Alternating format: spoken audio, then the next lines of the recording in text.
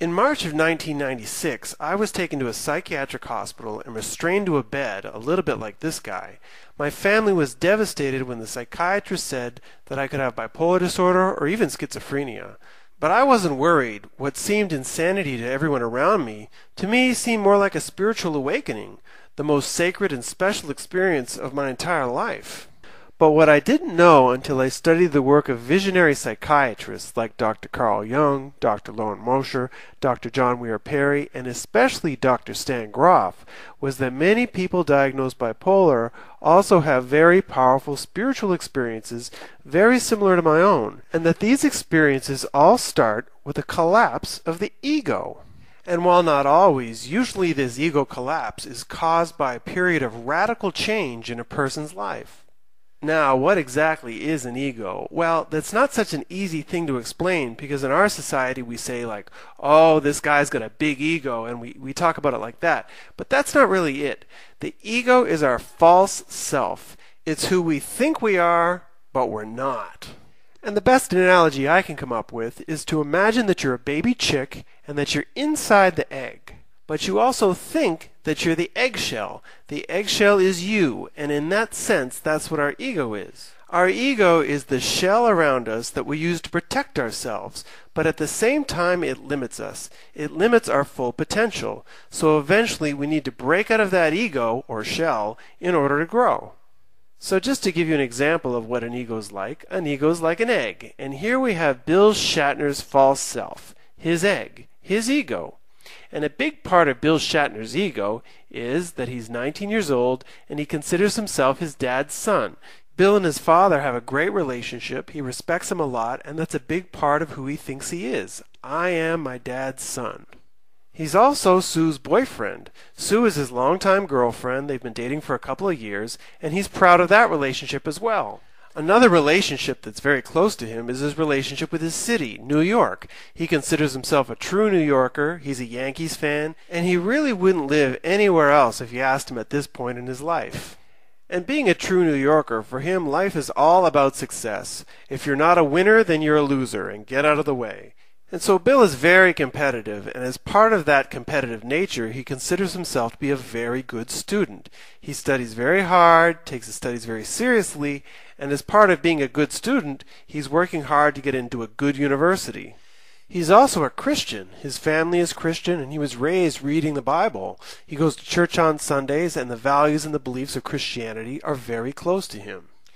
So all of these different aspects of Bill's life, his religion, his relationships, his attitudes towards life, his desire to get into a good university, his city, all of these things compose who he thinks he really is on a subconscious level, and they all represent parts of his ego that he shows the world, in a sense his false self. And because he works very hard to maintain this image of himself, he has a lot of worries like, what if I don't get into a good university? Or what if I lose the people that are close to me? These sorts of things. The ego causes a lot of fear.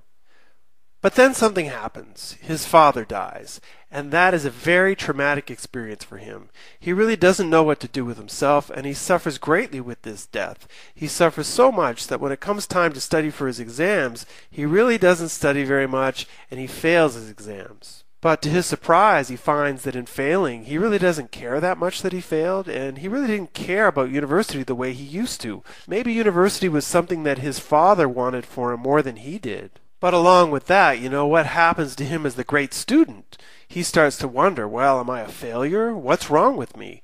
I don't want to do this anymore. I don't know why I'm pushing myself so hard. And so with his father's death, he starts to question a lot of things in his life, and as part of this questioning, he finds himself going deeper and deeper into a depression. And it's at this point that his girlfriend Sue leaves him because she just can't stand to be around a guy who's depressed all the time.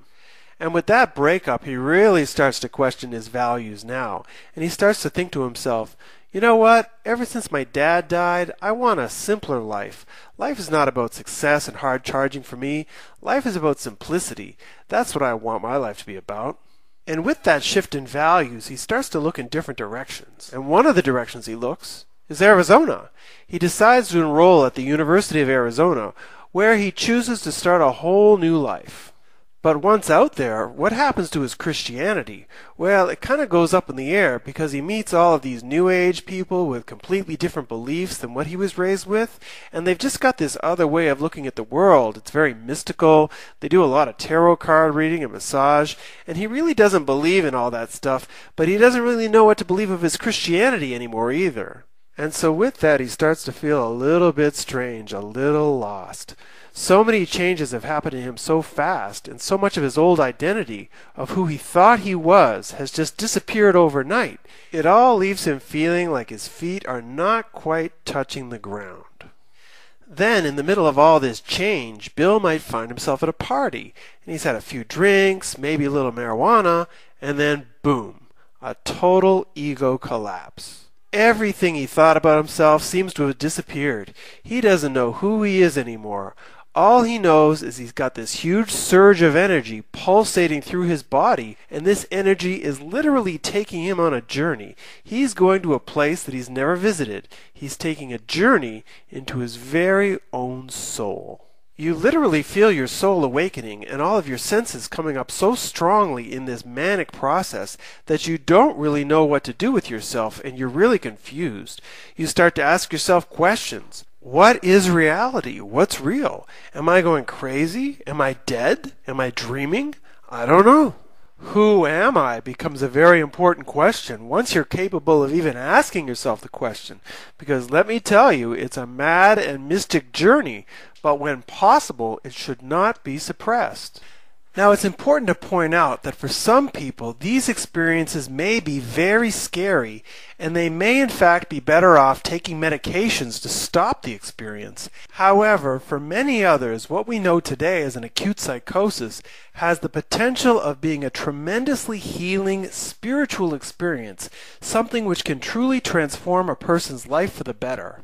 The trouble is, with the way our society aggressively handles people in these experiences, the opportunity for healing rarely happens. You see, even in the most ideal situations, there will be parts of the experience that are very difficult, even painful to go through, and to make it through, most people are going to need very compassionate support.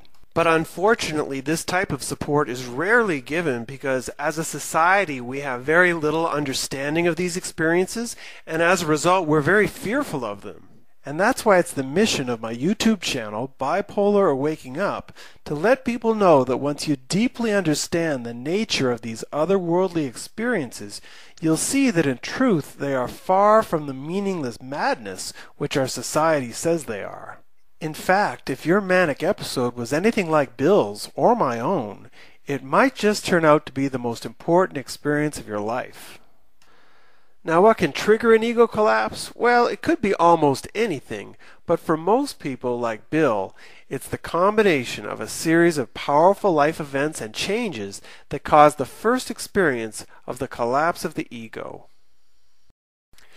My new book, Am I Bipolar or Waking Up? By me, Sean Blackwell, is now available at Amazon.com. For more details, check out my new website at bipolarorwakingup.com.